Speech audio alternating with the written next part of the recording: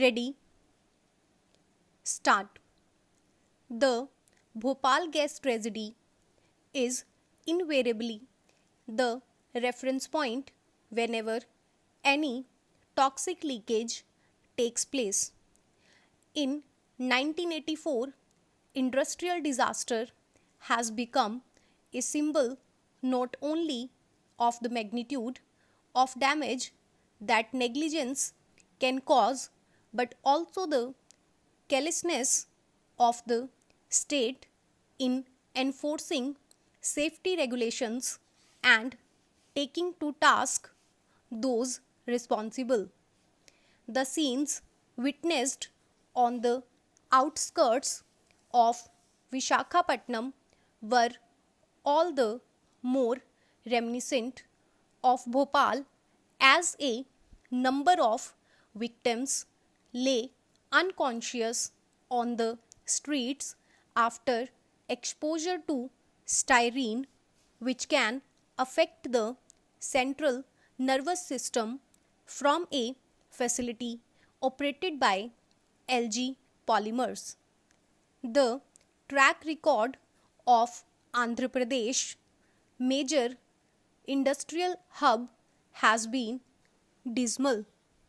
In 1997, the HPCL refinery vapor cloud explosion left 60 dead. In 2012, oxygen house explosion at a steel plant resulted in 19 casualties. Thursday's vapor leak from the multinational chemical plant occurred when some workers were making preparations for reopening of the unit after 44 days. About half of the 1800 tons of styrene stored in a tank is said to have leaked before it was contained.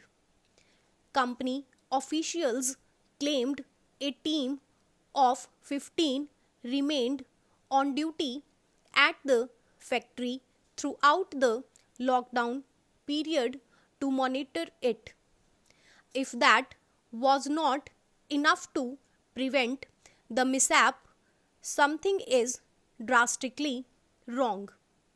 The usual suspects in an Indian setting are on and off site disaster management plans that have not gone beyond gathering dust in a file, no regular third party inspection, and of course, assured retention of license despite being found wanting on several counts.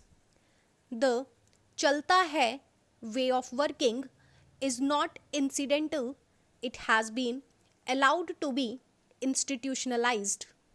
Hence, whatever the scale of the incident, there is always someone to bail the company out, always some method to escape action once the outrage dies down. Fixing accountability thus has to be the starting point of any investigation. Unless an example is made out of what to expect if safety guidelines are not adhered to, the obvious flurry of new stipulations would serve little purpose.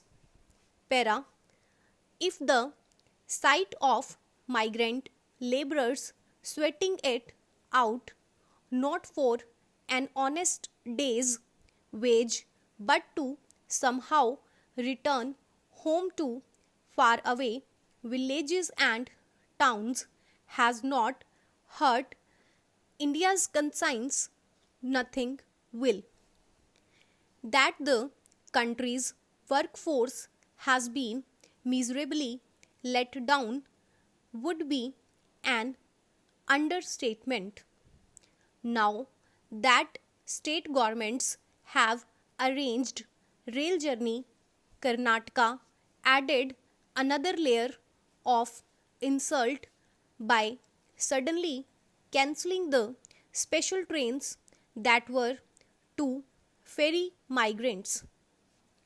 Hours earlier, the CM had made an appeal to the workers to stay in the state.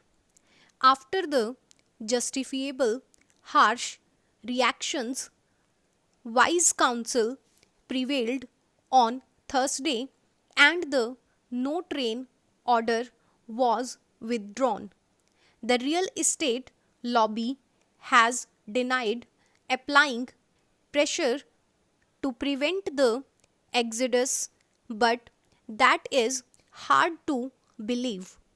The Karnataka government may have stolen a march over the center by finally announcing a relief package but refusing public transport strikes at the very heart of basic rights.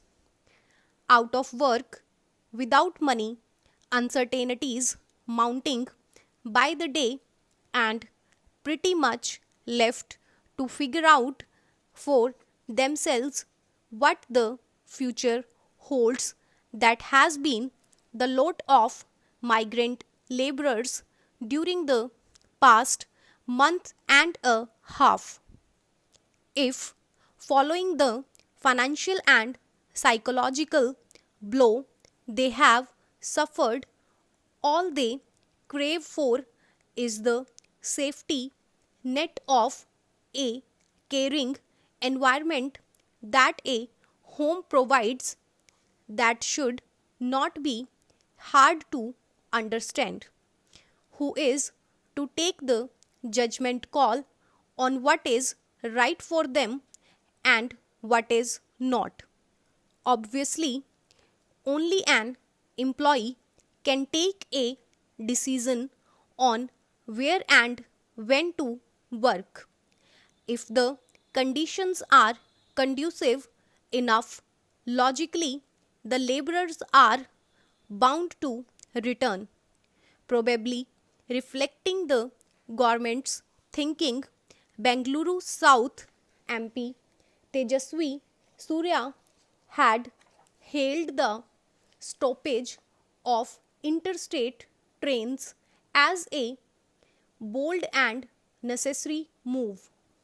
Since the young parliamentarian, often in news for the wrong reasons, has such foresight, he may have the answer to where those in charge were when the migrant laborers needed them the most. The bold and necessary move to make them feel at home never came.